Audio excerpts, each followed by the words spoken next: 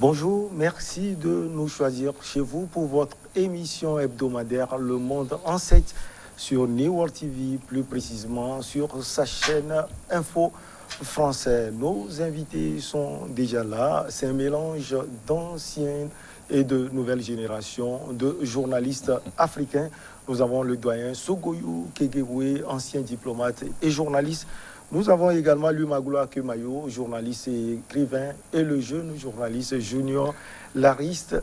Avec eux, nous allons parler de la France Sarkozy, de nouveau épinglé par la justice, 1 an de prison ferme. Guinée-Conakry, Mamadi Doumbouya, le chef de la junte, dans la peau de chef d'État Côte d'Ivoire, Kakabe comme Sanko ou DSK, on va se poser la question.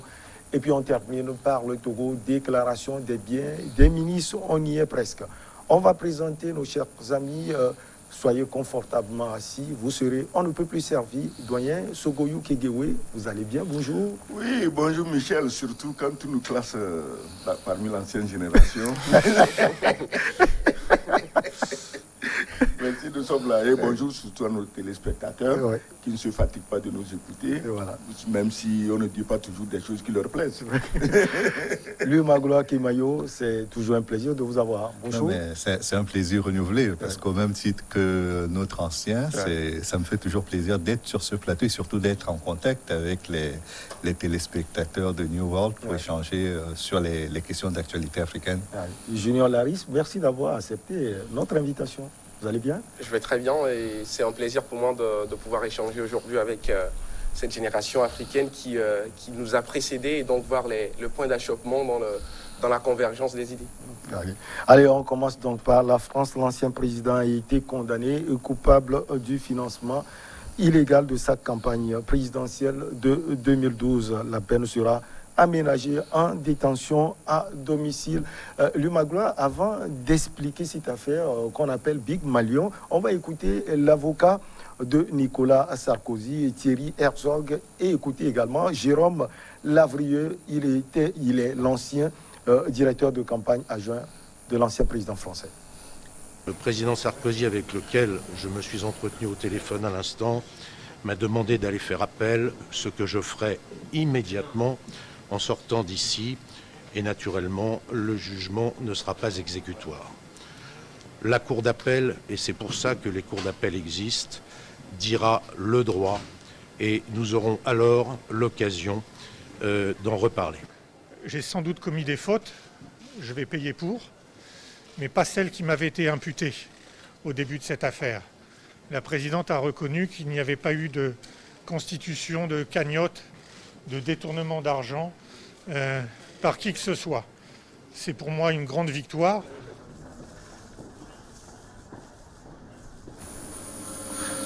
Allez, Lumagloa Kemayo, comme c'était dit, vous pouvez nous expliquer un peu cette affaire Big Malion? L'affaire Big Malion est une affaire de surfacturation parce qu'en France, la campagne, il y a un plafond à respecter par rapport au financement des campagnes électorales et Nicolas Sarkozy était au courant qu'il avait déjà dépassé ce plafond-là et qu'il ne devait donc plus continuer les dépenses dans la campagne.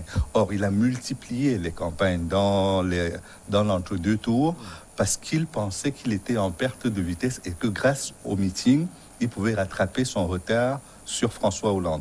Donc, il a multiplié les campagnes, puis il a fait des facturations, je ne dirais pas fantaisistes, mais des facturations qui permettaient de couvrir, de masquer ce dépassement des frais de campagne. Et c'est sur ça qu'il est épinglé.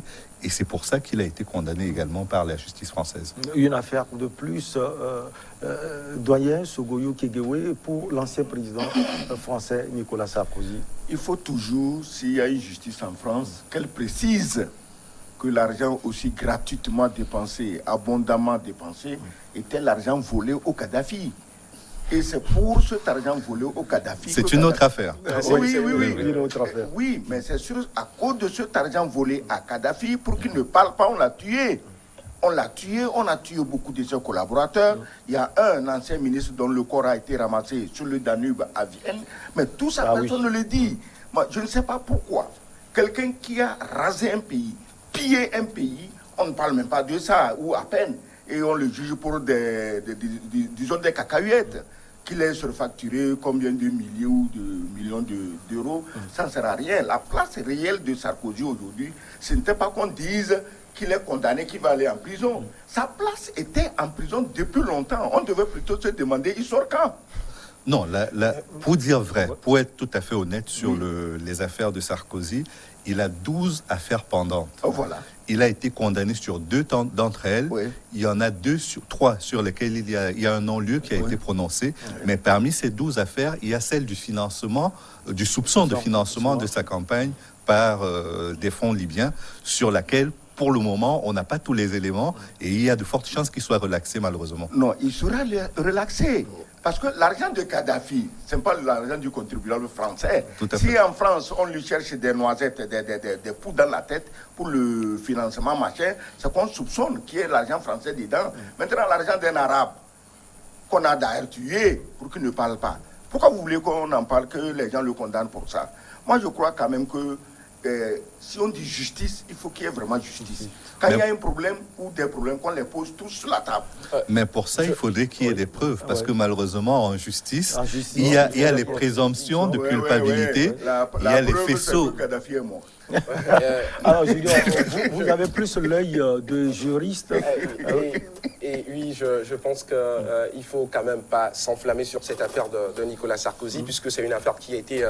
la sentence a été prononcée en premier recours, et donc il peut avoir encore en première instance, et donc il peut avoir encore appel. Oui. Or, l'appel, c'est une décomposition ou une autre affaire, c'est-à-dire une autre justice qui va être rendue.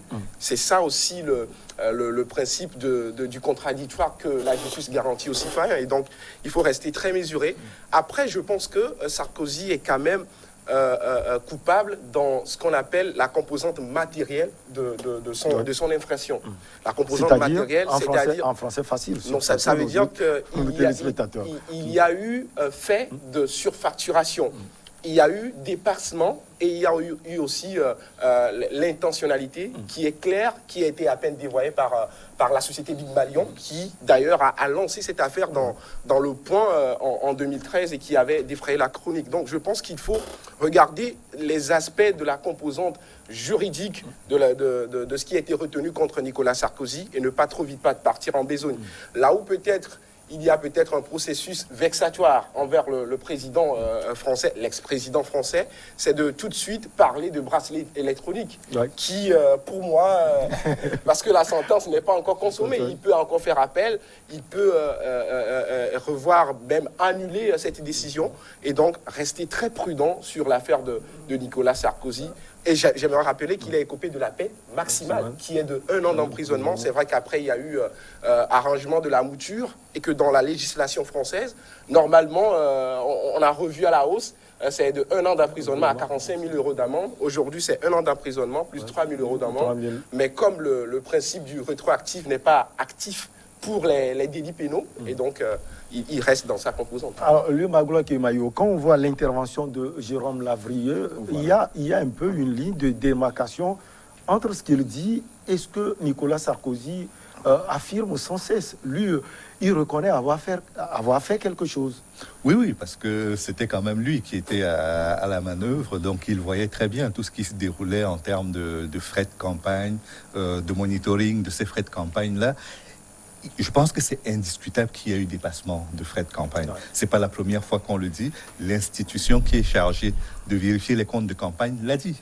La Cour je ne sais plus si c'est la Cour de cassation, a déjà dit qu'il y avait un problème de dépassement. C'est simplement qu'ils se sont prononcés beaucoup trop tard après la proclamation des résultats, et que certains ont même dit que c'est pas la première fois dans une campagne en France que le vainqueur dépasse le compteur qui a été fixé, mais que quand il gagne, généralement on ferme les yeux dessus, mais quand vous avez perdu, on ne peut pas avoir la même indulgence vis-à-vis de vous que par rapport à quelqu'un qui a gagné, même en ayant dépassé le compte de campagne, en ayant dépassé le seuil des dépenses de campagne autorisées. Donc, ce qui est certain de mon point de vue, c'est qu'il y a eu dépassement de frais de campagne et que là-dessus, le président Sarkozy, condamné en première instance, sera définitivement condamné. Ça, c'est à peu près une certitude.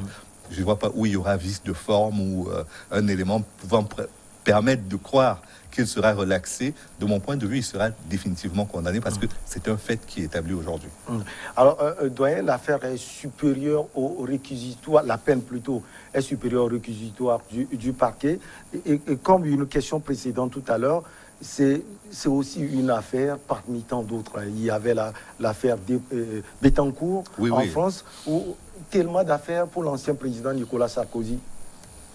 Mais écoutez, notre ami juriste a brillamment expliqué. Moi, si j'étais Sarkozy, je l'aurais commis comme avocat. Mais Lavrieux, le pauvre Lavrieux, c'est parce qu'il n'en peut plus qu'il a quand même concédé avoir, disons, brouté un peu l'herbe du pré, comme dans l'histoire des animaux malades de la peste. C'est-à-dire que, bon, l'âne n'en pouvant plus a dit, ben, je reconnais quand même que j'ai brouté l'herbe du pré. Mais le lion qui avait mangé les moutons des autres, le lion, on a trouvé même qu'il a bien fait, qu'il leur a fait honneur en leur mangeant. Alors Sarkozy, qui est le lion, trouve que tout ce qu'il a fait, c'était normal. Il a un avocat hyper brillant, connu de tout le monde, qui essaye vraiment de batailler. D'accord. Mais moi, je dis ceci, je ne suis pas juriste, je ne vais pas me perdre dans les labyrinthes des raisonnements juridiques. Il y a des faits. Sarkozy n'est pas le seul ancien président en France. Et il n'y a pas de raison que la République française s'acharne contre lui. La justice française s'acharne contre lui. Et il n'était pas le président le plus faible ou le plus mou, on va dire, bon, comme c'est le point faible. Non, c'était un dur. Alors, si la justice s'acharne contre lui, moi, sans aller dans les labyrinthes juridiques, je dis que c'est qu'il se reproche, il a fait quelque chose qu'on lui reproche. Maintenant, vous l'avez dit vous-même, ce n'est pas une seule affaire, c'est une myriade d'affaires. 12 en tout. Voilà. C'est pourquoi je dis, mais le gars là devait être en prison. Et de temps à autre, on devait se pencher pour savoir, bon, on le sort quand. C'est pas il est dehors et on dit, bon, on l'envoie quand en prison. Non, il en a trop fait. Sinon, la justice française n'a aucun intérêt à s'acharner contre Sarkozy. Sarkozy a toujours, il a travaillé comme un chef disons, de clan mafieux. Et il a volé qui il pouvait voler. Il a piétiné qui il pouvait piétiner. Il a insulté qui il pouvait insulter, comme les Africains, qui n'étaient pas rentrés dans l'histoire. Mais attendez, qu'est-ce que vous attendez? Est-ce que c'est insulté? Ce n'est pas une vérité, doyen. Mais si les Africains ne sont pas rentrés dans l'histoire, c'est la preuve que Sarkozy ne connaît pas l'histoire. Il devait d'abord commencer à étudier son histoire hongroise avant de venir parler des Africains. Donc l'Africain ne peut pas rentrer dans l'histoire parce que l'Africain est l'histoire elle-même. Alors Sarkozy déjà condamné pour corruption et trafic d'influence. Comme le doyen l'a dit tout à l'heure, il dit qu'on s'acharne sur lui. Non, on s'acharne pas contre lui. À tous les niveaux. On aurait pu dire que la justice s'est acharnée contre Dominique de Villepin, parce que c'est quand même à cause de Nicolas Sarkozy que la justice s'est saisie du dossier Dominique de Villepin et qu'il n'a pas pu être candidat à l'élection présidentielle. Il n'en a rien été. On aurait pu dire que la justice s'est acharnée contre le président Jacques Chirac dans les affaires de la mairie de Paris. Il n'en a rien été. On aurait pu dire la même chose d'Alain Juppé. Enfin, les exemples aujourd'hui sont légion et on ne peut pas dire qu'il y a acharnement. C'est qu'il y a une base. Vous êtes bien sûr soupçonné. Vous avez la présomption d'innocence qui reste pour vous, mais si on vous soupçonne de quelque chose, c'est qu'il doit y avoir un fond. Et donc l'enquête déterminera au final si vous êtes condamnable ou pas. Mais dans les faits, il y a quand même une base de soupçons, il y a un faisceau d'éléments convergents qui tendent à faire croire qu'il faudrait que ce soit lui qu'on poursuive et personne d'autre. Il y a des co-condamnés dans son affaire. Lavrieux en est un, et il n'est pas le seul qui est poursuivi. Donc c'est par rapport à quelque chose qui a été fait en bande organisée. Et lui, il a tout nié en bloc. Pour avoir les chiffres précis, c'est 3 750 euros d'amende.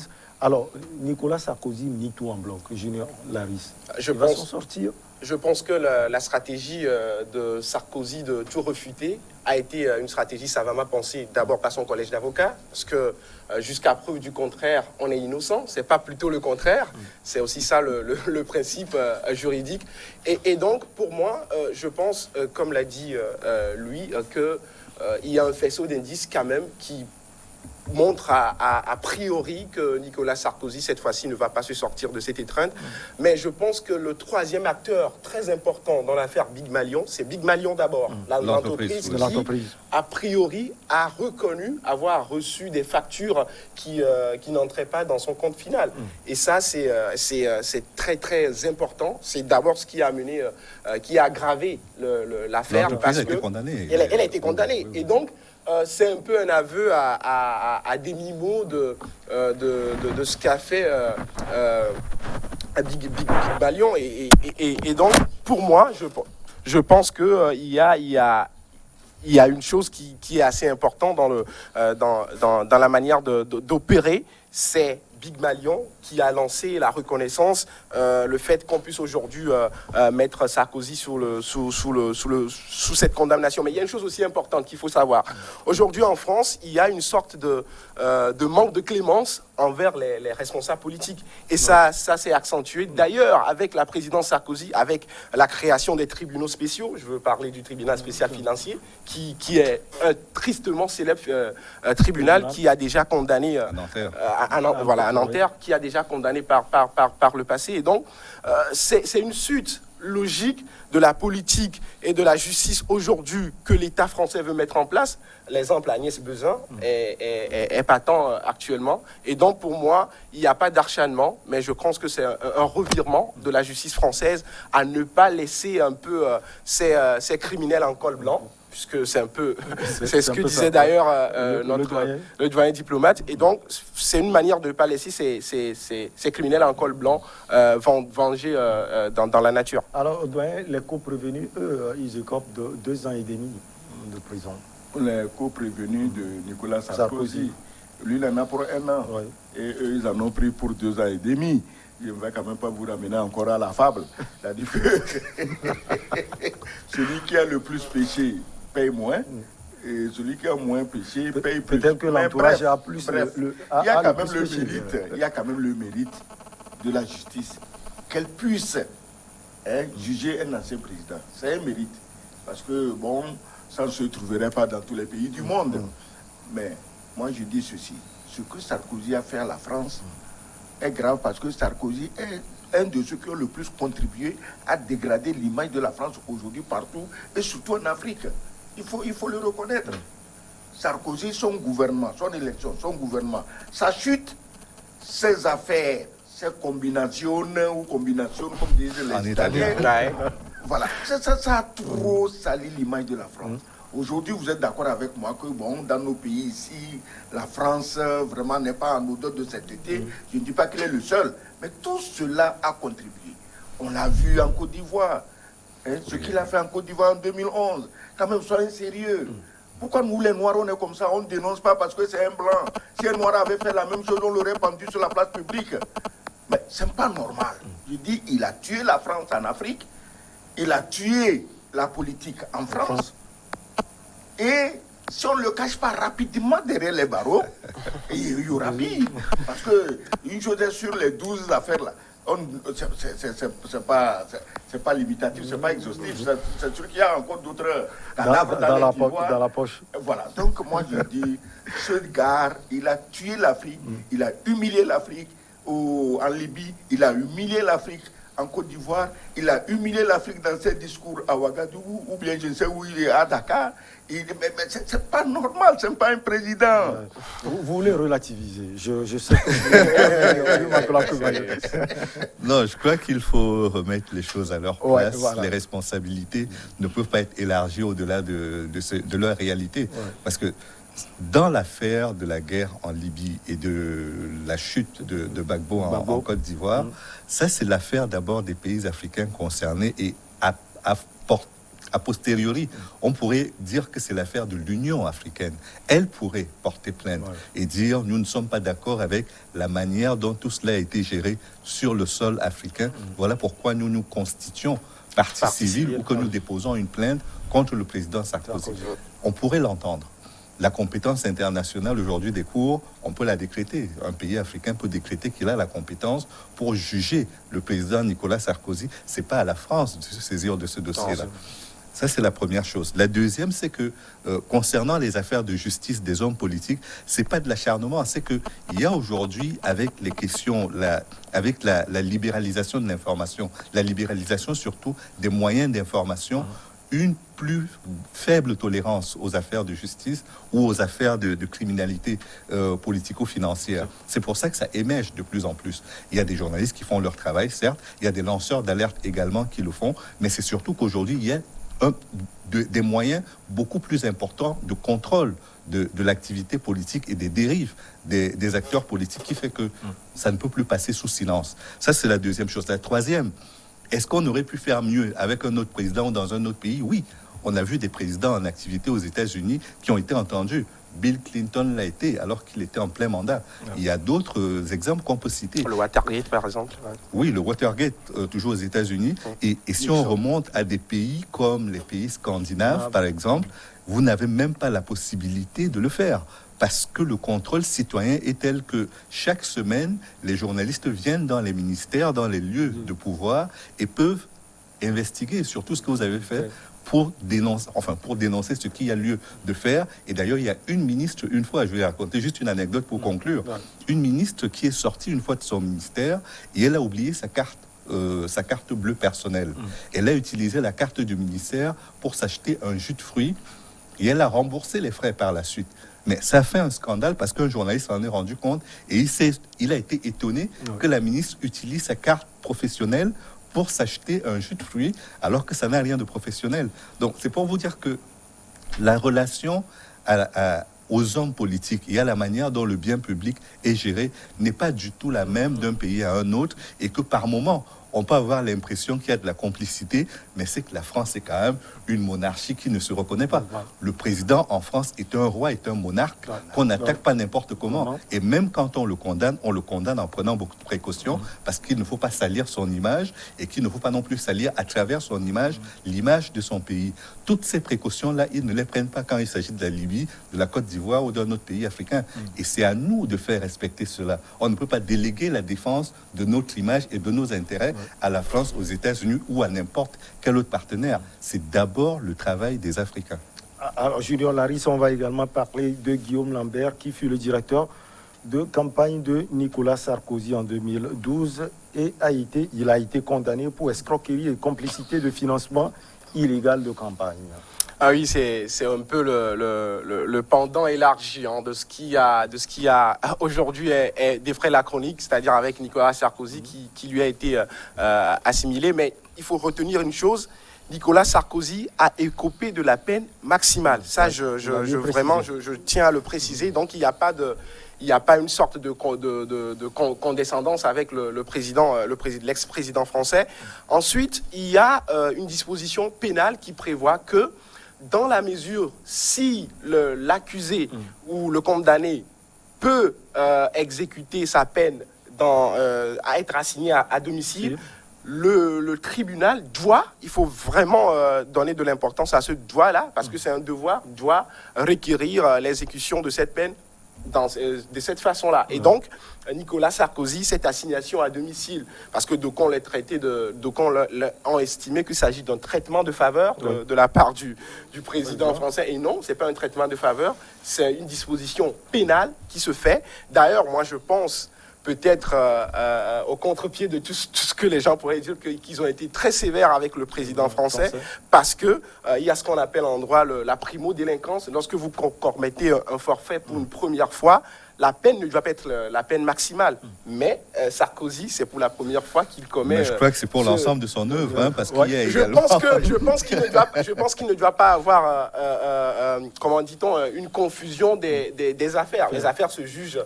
non, parce que même si c'est même si c'est de la primo-délinquance, il y a au moins deux éléments qui pèsent en sa défaveur. Le premier, ce sont ses relations avec les magistrats. Elles n'ont pas toujours été très calmes. Il y a eu des moments très houleux dans ses relations avec les magistrats. Et puis, il y a l'accumulation, le volume d'affaires pour lesquelles il est condamné est très important. Justement, c'est pourquoi je dis que, pour moi, en pratique judiciaire, puisqu'on ne condamne pas un primo-délinquant à la peine maximale, ils ont été sévères avec Nicolas Sarkozy en le condamnant à la peine maximale tout de suite parce qu'il a commis ce forfait. Mais je comprends aussi l'aspect un peu aggravant de la situation de Nicolas Sarkozy. Surtout qu'il ne redeviendra pas président pour qu'on le condamne en tant que... Voilà un peu. Donc l'effet primo-délinquant est peut-être détruit. Est détruite et c'est dommage de voir que la fonction présidentielle, surtout c'est ça qui aujourd'hui pour moi est l'aspect le plus important à analyser, c'est l'aspect de la fonction présidentielle française qui est remise en jeu. Donc aujourd'hui un président français n'a plus le rang de monarque datant, comme vous l'avez si bien dit, qui ne peut pas être jugé sur la place publique et pendu sur la place publique parce que tant qu'il est en exercice, il est irresponsable et inattaquable. Condamner Nicolas Sarkozy, pour moi, c'est remettre aussi un peu la fonction présidentielle française sur la place publique. Alors, dernier mot sur ce sujet. On quitte Paris pour Conakry. Ah, le vol a été rapide. Ouais. Sarkozy, votre ami, finalement. Non, écoutez, je voulais juste dire un mot par rapport à l'Union africaine qui n'est pas intervenue quand on a envahi la Libye. Mais l'Union africaine ne s'est pas tue. Elle a dit quelque chose. Mais les présidents des pays voisins, surtout du Mali, ils ont tiré la sonnette d'alarme. Si vous détruisez la Libye est un arsenal, la Libye est un coffre-fort. Alors, des Touaregs et des choses se sont retrouvés dans le désert avec des conteneurs entiers de dollars et naturellement d'armes et de munitions. Et les résultats sont là, au Niger, au Mali, au Burkina Faso. Mais l'Union africaine, de vous à moi, ce n'est pas l'Union africaine des Nkrumah, des Sékou Touré, ce n'est pas cette Union africaine. Maintenant, l'Union africaine, tous ces deux grands diplomates qui parlent avec un langage toujours biaisé, avec un costume cravate, qu'est-ce que vous pouvez en obtenir quand les costumes cravates sont achetés à Paris? Allez, mais que le coton est produit à Lomé, au Bénin, oui, au Cameroun et dans d'autres pays. Non, ce que je voulais dire, c'est que oui, effectivement, l'Union africaine a tiré la sonnette d'alarme avant, mais rien ne l'empêche, une fois que les faits ont été commis et qu'ils sont réels, de se constituer en partie civile et dire nous attaquons Nicolas Sarkozy, nous attaquons la France pour telle et telle raison. Rien ne l'empêche de le faire. Mais je suis d'accord avec vous, elle a tiré la sonnette d'alarme. Les pays riverains de la Libye ont expliqué la menace devant laquelle on allait en bombardant la Libye et surtout en distribuant des armes dans le désert. Parce que ce sont deux aspects qu'on n'a pas toujours relevés, mais c'est que des armes ont été distribuées par l'OTAN, c'est-à-dire la France, la Grande-Bretagne, l'Italie et d'autres. Et après, il y a toutes les armes que ces délinquants avaient déjà, plus l'argent dont ils disposent à travers tous les trafics qu'ils mènent dans cette partie du continent africain. Donc, les torts ici devraient être réparés et on ne peut réparer cela qu'en allant devant la justice.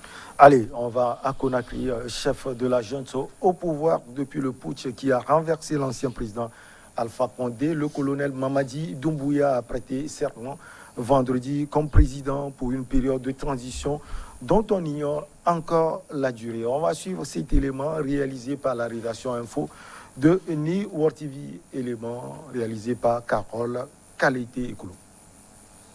Je jure devant le peuple de Guinée. Il a prêté serment devant la Cour suprême peu après 12h30 GMT. Le désormais président de la transition guinéenne a juré de préserver en toute loyauté la souveraineté nationale, consolider les acquis démocratiques, garantir l'indépendance de la patrie et l'intégrité du territoire national. Le colonel Mamadi Doumbouya, à la tête des militaires qui ont pris le pouvoir il y a un mois, causant la chute d'Alpha Condé, a affirmé son engagement à ce que son pays respecte ses engagements internationaux, mais aussi les termes de la charte de transition, une transition dont la durée reste toujours inconnue. Je voudrais ici réitérer mon engagement que ni moi, ni aucun membre du Comité national du Rassemblement pour le développement et des organes de la transition ne sera candidat aux élections à venir. La transition ainsi lancée, la junte devra, comme elle a promis, rendre le pouvoir aux civils après des élections libres et démocratiques à la fin de la période de transition. Elle entend élaborer une nouvelle constitution et la soumettre à référendum, mais aussi mener des réformes politiques et économiques majeures et restaurer la bonne gouvernance. Toutefois, la durée de la transition sera fixée d'un commun accord entre la junte et les forces vives du pays selon la charte de transition, sorte d'acte fondamental publié lundi. la transition est lancée et on ne connaît pas pour le moment, doyen, la durée de cette transition. Non, moi, je ne vais même pas parler de la transition, puisqu'il y a eu des événements qui ont amené à cette histoire de transition. Il y a eu un coup d'État. Ah oui, il y a eu qu'on en a tellement parlé. Oui, bon, vous n'étiez pas là en tout cas. Oui, je n'étais pas là, mais votre avis. Laissez-moi en parler. Le coup d'État, par principe, nous sommes tous contre les coups d'État, parce qu'on ne sait pas ce qui se passe après. Il y a eu des coups d'État dans les pays où on a promis monts et merveilles, et après on se rend compte que c'est pire que ce qui était là. Ça, c'est un. De deux, le coup d'État, contrairement à ce qu'on ne dit pas, ou plutôt contrairement à ce qu'on dit, mais il y a eu beaucoup de sang coulé au palais de Sékou-Touré. Personne n'en parle. Pourquoi on n'en parle pas? On a tué des militaires là-bas. Pas forcément qu'ils opposaient une résistance.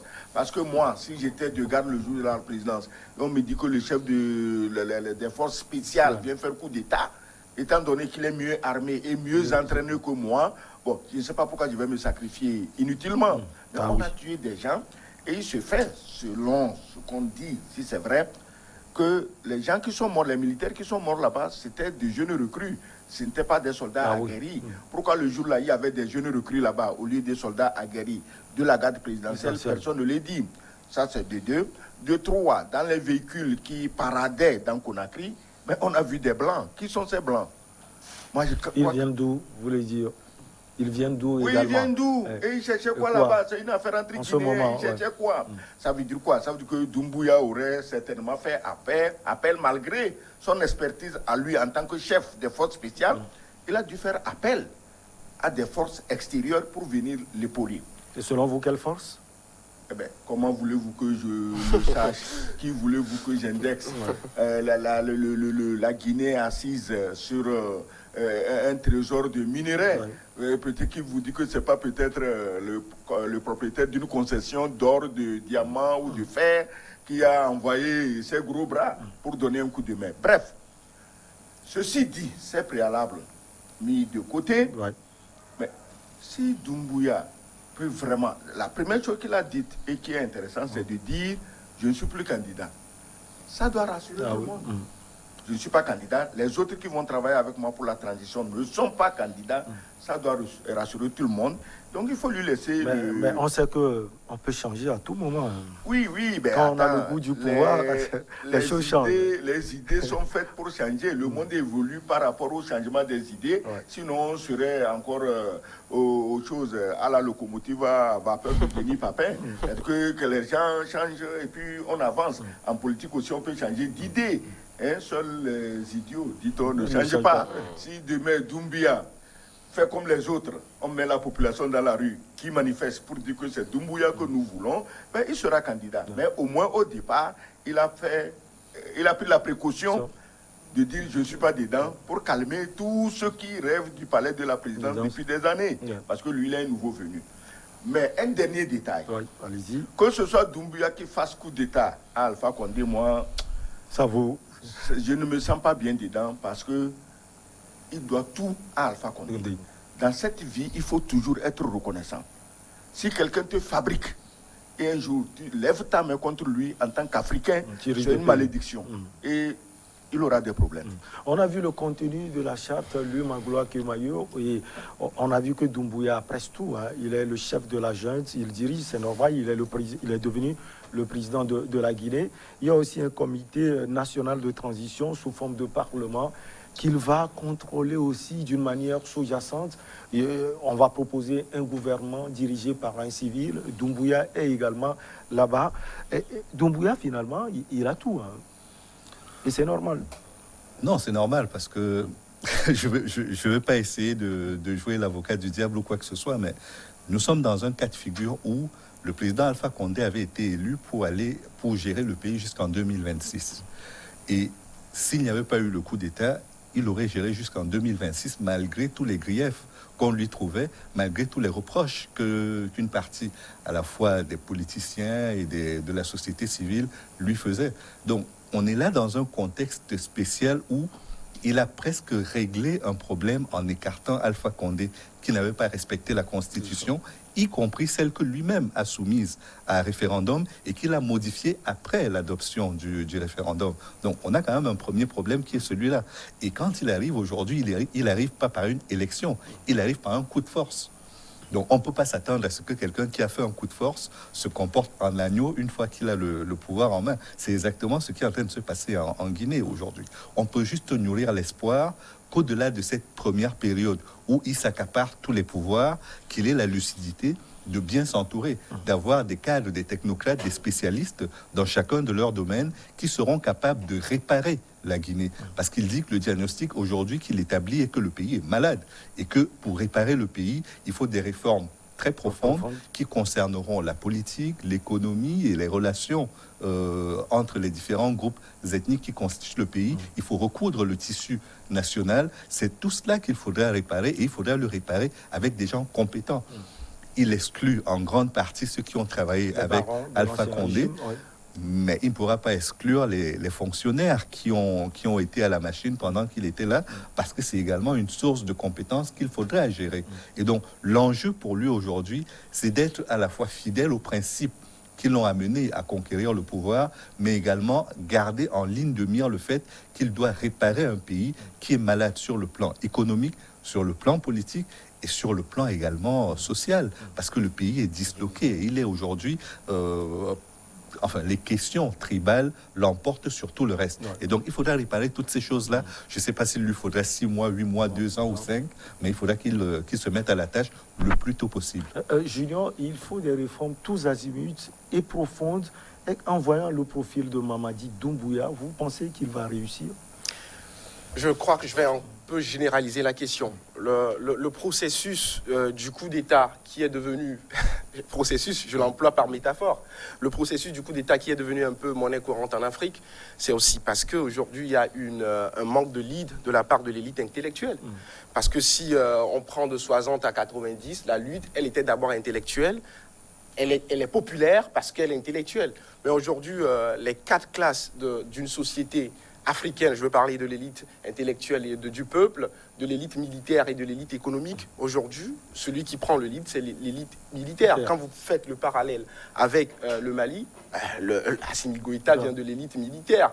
Et la particularité qu'il y a aujourd'hui entre les coups d'État qu'il y avait avant les années 2000 et les coups d'État aujourd'hui, c'est qu'il y a plus de dommages collatéraux. Je veux parler des gens qui sont tombés sous le coup des balles, je veux parler du peuple. Notre cher ami diplomate parlait tout à l'heure de l'invasion du palais présidentiel d'Alpha Condé. Ceux qui sont tombés, ce sont des hommes sous les drapeaux, je dis, ce sont des soldats, c'est pas le peuple. Et donc, ce caractère un peu aujourd'hui très actuel du coup d'État, très propre. Très propre. Je ne voulais pas employer le mot, mais merci. Très propre des coups d'État remet en question la place réelle de l'élite intellectuelle aujourd'hui en Afrique. Elle n'a pas de place. C'est pas qu'elle n'a pas de place, mais elle est bouffée par cette élite économique. L'élite économique, c'est les contrats léonins qui sont chaque fois concédés par nos chefs d'État. Je vais lâcher le mot, qui sont chaque fois concédés par les chefs d'État, parce que je ne peux pas comprendre que la Guinée, qui est le 2e producteur de bauxite au monde, aujourd'hui, soit dans une fracture socio-économique qui ne dit pas son nom. Les exemples sont légion en Afrique. Et donc, on doit reposer les bases et mettre en place un système d'extraction de cette élite intellectuelle dès les premiers ABCD de l'éducation, parce que c'est de là que vient le problème. Aujourd'hui, quelle est la stratégie des nations africaines pour pouvoir mettre en place l'élite intellectuelle de demain sur 30 ans? C'est là où se pose la question. Et tant qu'il n'y aura pas un réalisme froid de la part de nous, Africains, à pouvoir se poser cette question, je pense que les coups d'État, il y en aura partout. Et à chaque fois, il y aura cette question de transition qui, pour moi, est une farce, parce que rien n'oblige aujourd'hui Doumbouya à lâcher le pouvoir. Celui qui a l'arme a le pouvoir. Il a l'arme et donc il a le pouvoir. Et donc, pour moi, c'est encore une fois se fourvoyer dans des questions sans fin, de savoir si la transition va aboutir ou pas, parce que, se référant aussi un peu à la sociologie politique de la Guinée, avec Dadis Camara, qui a fait un coup d'État, un dépotisme débonnaire qu'il y a en Guinée depuis l'indépendance. Je veux parler de Sékou Touré qui a appliqué un protectionnisme semi-despote, semi-débonnaire. Pour moi, c'est aussi ça la réalité aujourd'hui en Guinée-Conakry et un peu partout en Afrique. Doyen, vous avez suivi le jeune, hein, il a généralisé, il a parlé de beaucoup de choses. Aujourd'hui, est-ce qu'on voit d'une manière sous-jacente, si on peut le dire, l'élite intellectuelle en Afrique? Bon, moi, je ne sais pas ce que vous appelez l'élite intellectuelle. Peut-être notre ami qui est écrivain nous expliquera mieux. C'est ça l'élite intellectuelle. Voilà, c'est ça. Parce qu'en fait, c'est l'élite économique et militaire qui pose problème. Exactement, vous avez tout compris. C'est l'élite militaire et économique. Parce que même Doumbouya, si vous fouillez aujourd'hui, des gens qui étaient dans le système économique et financier de la Guinée lui ont donné le feu vert. Vas-y, nous sommes là. Clairement. Et quand j'ai vu le listing des biens de certains collaborateurs d'Alpha Condé, je prie Dieu que ce soit faux. Parce que si c'est vrai, ça seul suffisait à faire un coup d'État. Donc l'élite militaire veut se poser en censeur de l'élite économique et de l'élite intellectuelle. Mais comme les intellectuels eux-mêmes ne produisent rien de bon, ils sont politiquement inféodés. Chaque fois qu'un intellectuel ouvre la bouche, il parle, tu sens à quel parti politique il est plus ou moins affilié. Personne, aucun intellectuel en Afrique ne prend la parole pour, disons, mettre dos à dos les acteurs politiques et trouver le juste milieu et militaires du pays. Il parle pour quelqu'un, vous allez voir. Les gens comme Membo, vous l'appelez comment? C'est un écrivain, non? Bon, lui trouve carrément qu'il faut peut-être aller pendre le président Condé. Ah, Moné Nembo, Tierno Moné Nembo.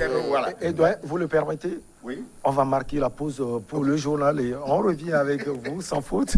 Allez, la pause, elle s'impose pour le journal et on revient après.